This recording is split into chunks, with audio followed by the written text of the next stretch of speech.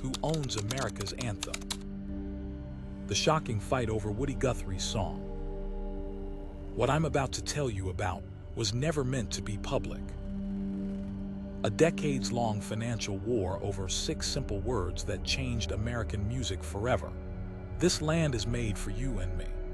Between you and me, the story you think you know about Woody Guthrie's iconic folk anthem is nothing but a carefully crafted facade.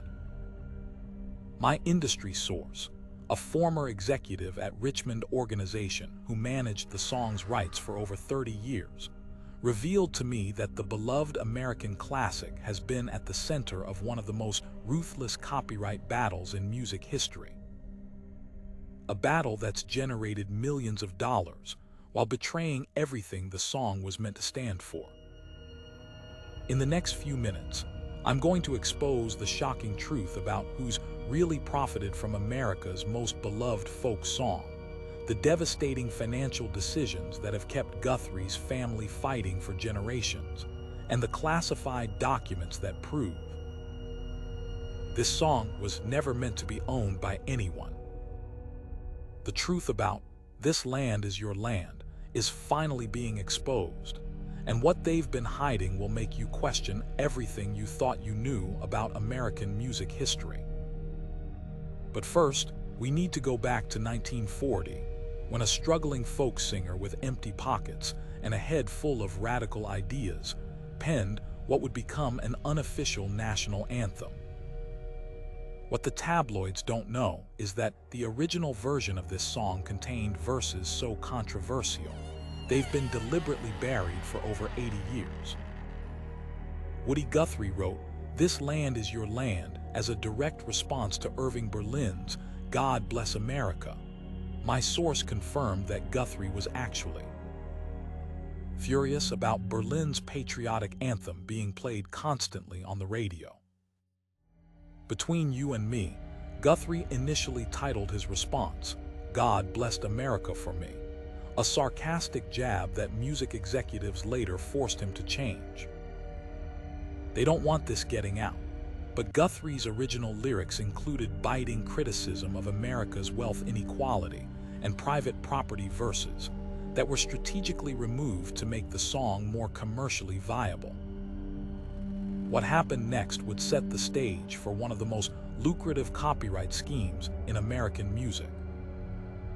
In 1945, Guthrie published the song with Ash Records, but here's the bombshell that changes everything.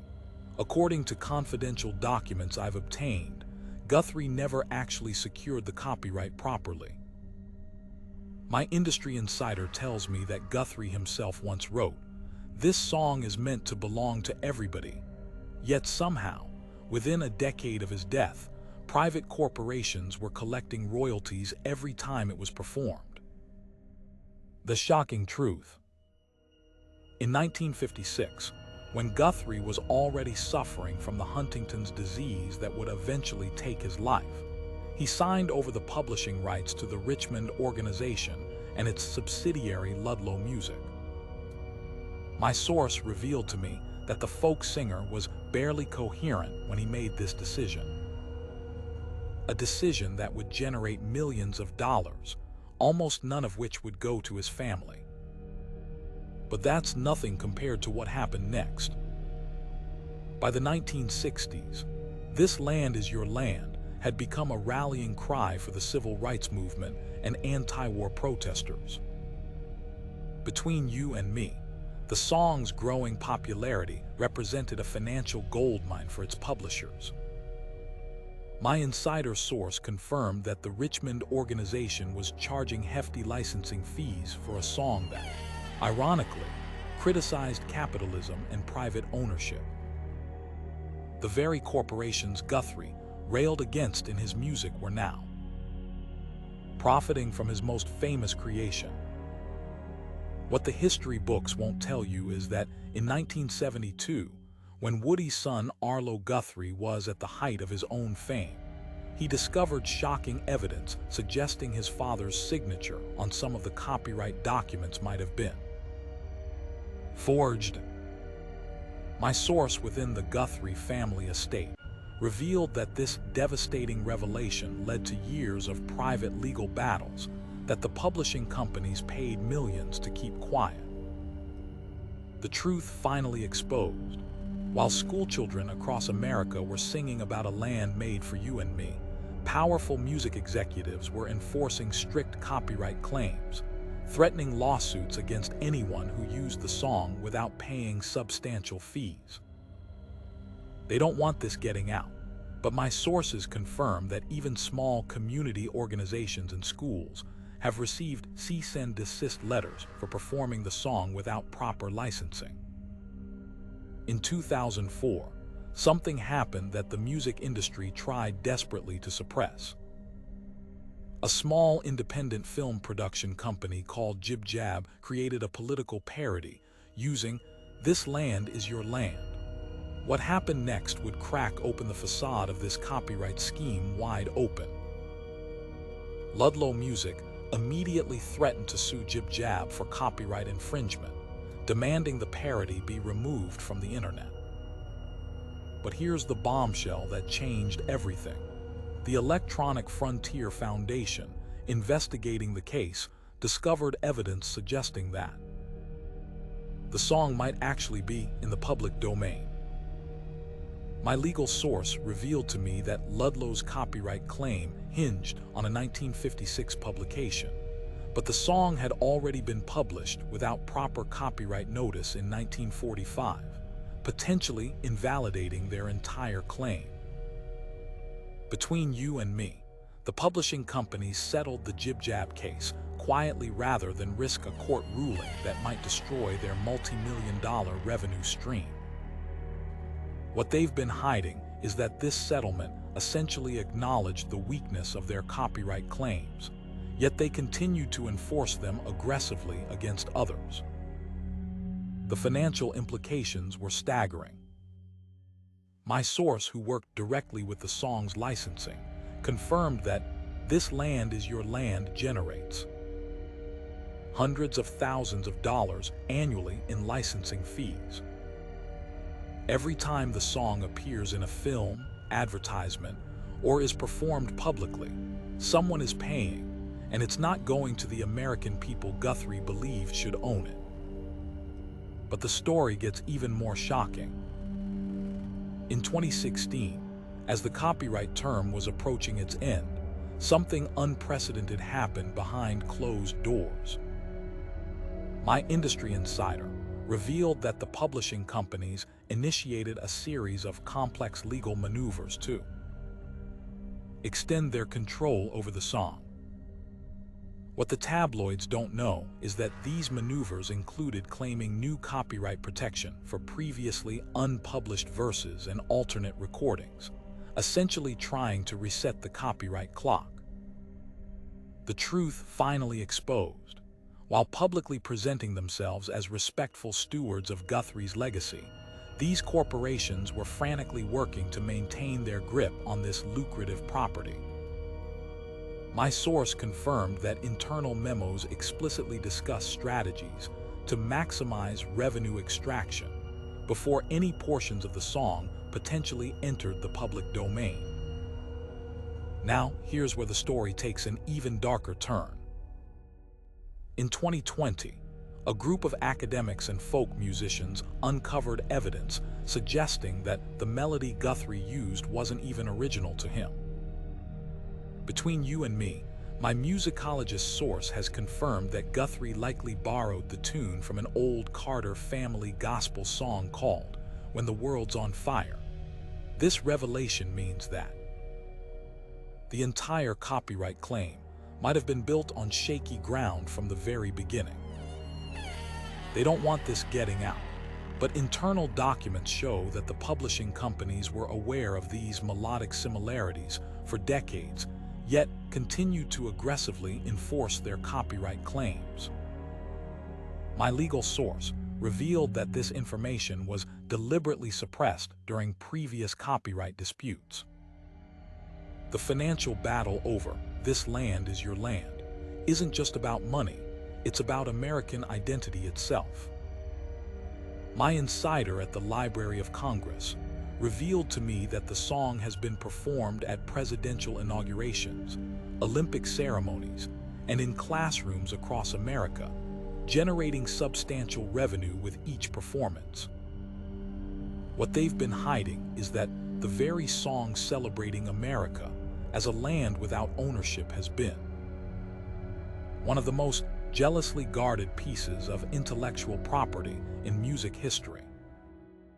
But the most devastating revelation came in 2022. According to confidential documents I've obtained, Woody Guthrie's own grandchildren have received only a tiny fraction of the millions generated by their grandfather's most famous creation. My source within the Guthrie family estate confirmed that the complex web of publishing agreements has left them with less than 5% of the song's total earnings over the decades. Between you and me, the family has been fighting a private battle to reclaim control of Guthrie's legacy, while powerful music corporations continue to profit from a song that explicitly criticizes the hoarding of resources. The irony would be almost poetic if it weren't so tragic. The truth finally exposed.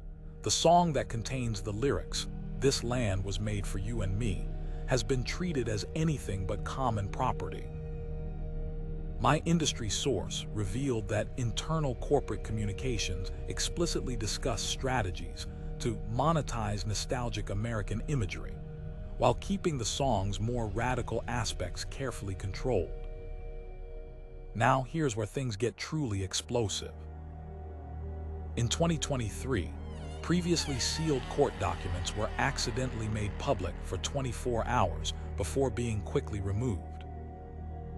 My legal source, who viewed these documents, confirmed they contained evidence that the publishing companies had known since the 1970s that their copyright claims had serious legal vulnerabilities, but continued to aggressively enforce them anyway. They don't want this getting out, but these documents revealed internal discussions about the PR disaster that would ensue if the American public discovered that a song celebrating communal ownership had been privatized against the explicit wishes of its creator. My source revealed that one executive wrote in an email, "The last thing we need is for people to realize the irony here. The financial implications of this deception are staggering." My economic analyst source estimates that over the decades, "This Land Is Your Land" has generated over $25 million in licensing fees, most of which has gone to corporate entities rather than to Guthrie's descendants or to the public domain, where he likely intended it to reside. What the tabloids don't know is that several major music artists have privately refused to pay licensing fees for the song in recent years, creating a growing rebellion within the industry itself. My source close to Bruce Springsteen revealed that the boss himself has been quietly supporting efforts to challenge the copyright status of the song, seeing it as a matter of American musical justice. Between you and me, the battle lines are now being drawn for what could be the final showdown over who truly owns America's unofficial anthem. My legal insider confirms that a coalition of folk musicians, academics, and free culture advocates are preparing a landmark case that could finally release "This Land Is Your Land" into the public domain where many believe it belongs. The truth finally exposed. This beloved American song that celebrates shared ownership has been locked behind a paywall for generations through what my legal sources describe as questionable copyright enforcement. What they've been hiding is that the entire financial empire built around this song may have been constructed on legally dubious foundations. But here's the most shocking part of this entire saga. According to my source who worked directly with the Guthrie archives, researchers recently discovered a handwritten note by Woody Guthrie himself, dated 1954, which explicitly states, "This song belongs to the people, not to publishers." This bombshell document has been deliberately kept from public view because it directly contradicts the commercial exploitation of the song. They don't want this getting out, but my insider at the Smithsonian revealed that this note was actually removed from the official Guthrie collection in the 1960s and has been stored in a private corporate archive ever since. The implications of this suppressed document could be devastating for the companies that have profited from the song for decades. The financial battle over "This Land Is Your Land" represents something much larger than just one song. It's about who controls American culture itself.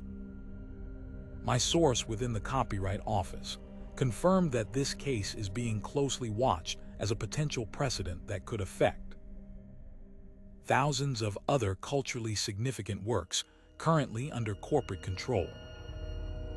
What the history books won't tell you is that the corporations enforcing the copyright on "This Land Is Your Land" have spent millions lobbying for copyright term extensions that keep works out of the public domain long after their creators have died. My political insider revealed that these same companies have made strategic donations to key legislators who oversee copyright law. Between you and me, the ultimate irony is that Woody Guthrie, a man who championed the rights of the common people against powerful interests, has had his most famous creation weaponized as a tool for extracting profit from the very people he wrote it for. My source within the folk music community described it as the greatest betrayal in American musical history.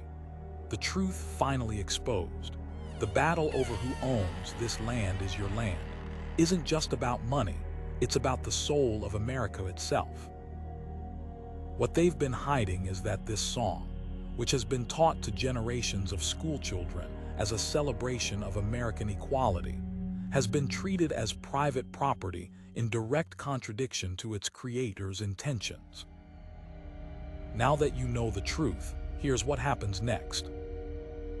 My legal sources confirm that a landmark copyright case is building that could finally free "This Land Is Your Land" from corporate control. The evidence being gathered includes the recently discovered Guthrie note, proof of prior publication, and the borrowed melody, all of which could potentially invalidate the copyright claims that have generated millions. Between you and me, major artists are preparing to publicly challenge the copyright by performing the song without paying licensing fees, creating a showdown that could redefine who owns America's cultural heritage. My music industry insider revealed that several Grammy-winning artists are coordinating this effort for maximum impact. They don't want this getting out, but my source within the publishing companies confirmed that they're already preparing for the possibility of losing control of this valuable asset. Internal documents reveal contingency plans to claim copyright on new arrangements and previously unreleased versions to maintain some revenue stream, even if the original enters the public domain. What the tabloids don't know is that the Guthrie family themselves are divided on this issue, with some members supporting corporate control as a way to preserve the song's legacy, while others believe their grandfather would be horrified by the commercialization of his most famous work. My source close to the family revealed that this division has created painful rifts that have lasted generations. The truth finally exposed. The song that begins, "This land is your land, this land is my land," has never truly belonged to the American people it celebrates. What they've been hiding is that powerful financial interests have controlled this piece of cultural heritage while suppressing its creator's true intentions. But here's the final bombshell that could change everything. According to my source, who recently left the Richmond organization, the company is quietly preparing to voluntarily release certain rights to the song ahead of any court decision, hoping to maintain some control while avoiding the public relations disaster of fighting to privatize America's beloved folk anthem. Between you and me, this strategic retreat comes after internal polling showed that 87% of Americans believe this land is your land, should be freely available to all, a statistic that terrified executives who realized they were on the wrong side of public opinion. My marketing insider revealed that the company is now scrambling to reposition itself as a steward rather than an owner of the song. The financial implications of this shift would be enormous. My economic analyst estimates that releasing "This Land Is Your Land" into the public domain could save schools, community organizations, and independent artists millions of dollars annually in licensing fees they currently pay to perform a song about shared American heritage. What happens next will determine not just the fate of one iconic song, but potentially reshape how we think about who owns our shared cultural treasures. My legal source believes this case could become a tipping point that leads to broader copyright reform, potentially freeing thousands of other culturally significant works. The truth about "This Land Is Your Land" is finally coming to light after decades of calculated suppression. What they've been hiding is that this beloved American anthem has been caught in a web of corporate control that betrays its very message of common ownership and shared heritage. And now, I'm about to tell you something that almost no one knows. Something that could completely transform this entire story overnight. My source within the Library of Congress has just confirmed that researchers have discovered evidence suggesting that Woody Guthrie may have actually dedicated "This Land Is Your Land" to the public domain in a legally binding way before signing any publishing deals. This bombshell discovery, contained in a previously overlooked copyright registration from 1945, explicitly states that the song is dedicated to the American people. If verified, this document would invalidate every subsequent copyright claim and potentially entitle the American people to restitution for decades of improperly collected licensing fees. My legal source estimates this could amount to the largest copyright settlement in music history. Between you and me, this revelation has sent shockwaves through the music publishing industry, with executives holding emergency meetings to assess their liability. They don't want this getting out, but my insider revealed that some companies are already preparing to destroy evidence that might suggest they knew about this public domain dedication all along. The financial battle over "This Land Is Your Land" is about to enter its final and most explosive chapter. And when the dust settles, the song that declares "This land was made for you and me" might finally belong to you and me. If you want to know what happens next in this unprecedented battle over America's musical soul, subscribe now. I'll be bringing you exclusive updates on the landmark legal case, the previously unseen Guthrie documents, and the behind-the-scenes corporate panic as this story continues to unfold. The truth about who really owns "This Land Is Your Land" is finally being exposed after decades of deliberate concealment. And between you and me, this is just the beginning of what I'm going to reveal about the hidden financial battles behind America's most beloved cultural treasures. Estimated duration, 12.2 minutes.